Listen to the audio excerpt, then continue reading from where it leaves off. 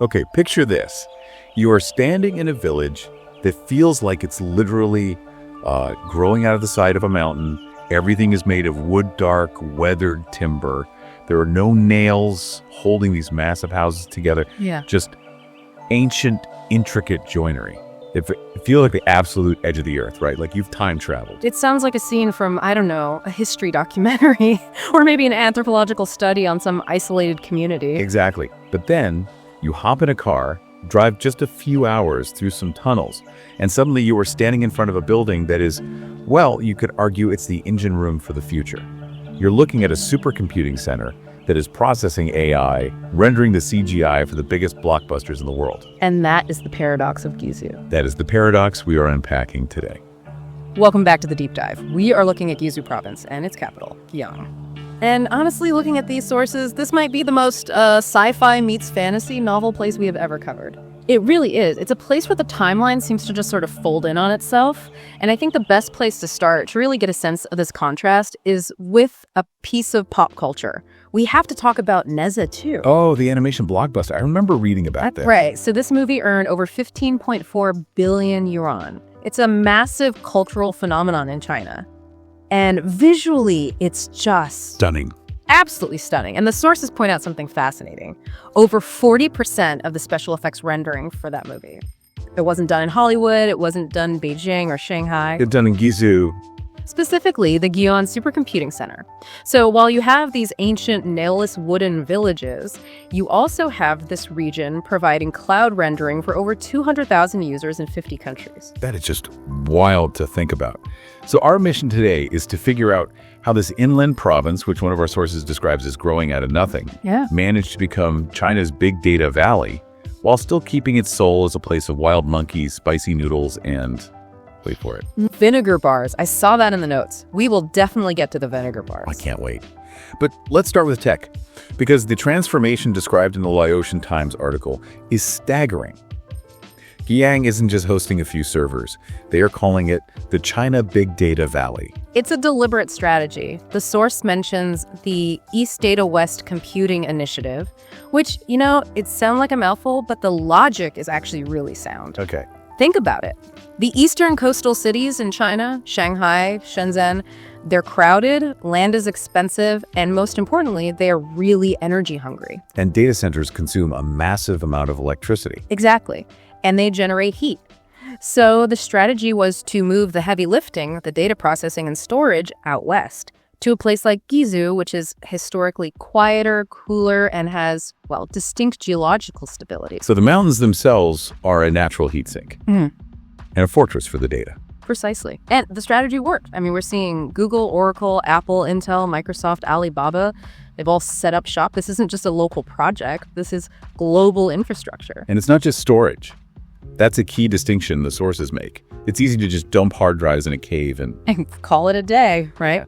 No, the goal here is intelligent computing. They are aiming for a computing power of 260 EFLOPS by 2027. Okay, let's unpack that. EFLOPS.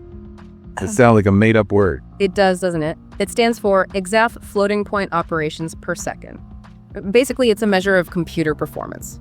An exaflop is a quintillion calculations per second. That is a 1 with 18 zeros after it. A quintillion. My brain just refuses to visualize that. It's a mind-boggling amount of power. We're talking of the kind of power needed for modern financial risk control, precise weather forecasting, even things like modern agriculture. It's impressive. But I think if you only focus on the servers, you miss the actual vibe of the city. Because when you step out of that data center, you are in what the locals call a monkey kingdom. This is my favorite juxtaposition in the whole deep dive. We have to talk about Kinling Mountain Park. The ecological paradise, right in the city center. But the standout feature is the macaques. Hundreds of wild macaques roaming freely, and the travel guides are very, very specific about how you should handle yourself around them. This is not a petting zoo. Oh yeah, the warnings are hilarious. Don't carry plastic bags. Right, because the monkeys have learned that plastic bags usually mean food. They hear that crinkle, they see the plastic, and they will snatch it. And the advice continues. Don't feed them and stay calm.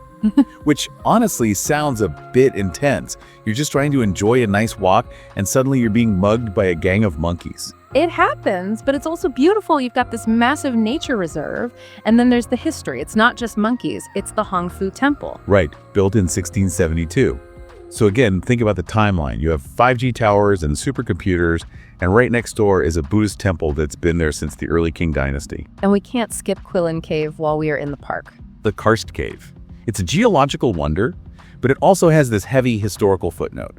The Chinese generals Zhang Shuiliang and Yang Hucheng were actually imprisoned there. It's amazing how much is packed into just one park.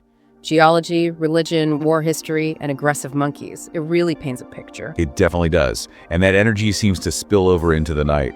The sources say Guiyang comes alive when the sun goes down. Yeah, the Travel China Guide says the nightlife starts late, shopping malls close, but the snack stalls, they are just getting started at 9:00 p.m. And the flavor's distinct. It's not just spicy like Sichuan. The source calls it numb and spicy. Mala, the numbing comes from Sichuan peppercorns, but Guizhou adds the sour element that makes it totally unique. And spicy, I love it. But the thing that really stopped me in my tracks, and I know we teased this, was the vinegar bars. I knew you were going to circle back to this. I have to. When I hear vinegar bar, I'm thinking like a shot of balsamic. It sounds like a dare. It's not what you think, and we should clarify for you, this isn't the dark vinegar you put on dumplings. These are fruit vinegar drinks, often mixed with sticky rice or pearl powder. They are actually touted as health drinks. So it's basically a probiotic smoothie bar, but with a vinegar base. In a way, yes, but it's a social thing. You go to a vinegar bar or the Soho Club, hang out, listen to music, and you drink vinegar. I'm sold. I want a vinegar cocktail. And speaking of the night view, you can't miss the Jiaxi Tower. Oh, it's stunning. Built in 1598, sitting right on a rock in the river. At night, it's the centerpiece of the city. Okay, so we've got the city. But the source material from Bespoke Travel takes us out of the city. And this is where we get that final frontier feeling. The Qingdongyan region. This is where we leave the data centers behind and enter the villages. We're talking structures built almost entirely of wood, often with no nails. Right, it's all mortise and tenon joints, interlocking wood, and the Dong people, for instance. Their drum towers really stand out. These multi-tiered wooden structures that serve as the community center. They look like pagodas, but they're social hubs. And the sources mention indigo fabric everywhere. Yes, dyeing and hammering cloth.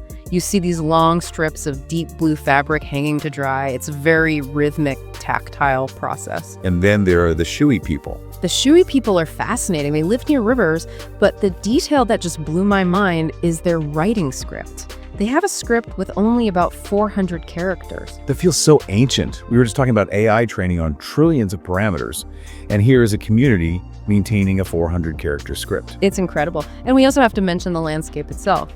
The Jiabang rice terraces. Oh, the photos are unreal. The source describes them as impossibly narrow. Cultivated by hand for centuries. In spring, they're filled with water, so they look like thousands of shattered mirrors reflecting the sky. In autumn, they turn bright yellow. It's just beautiful. It's agricultural engineering versus digital engineering. Exactly. Separated by 1,000 years of technology.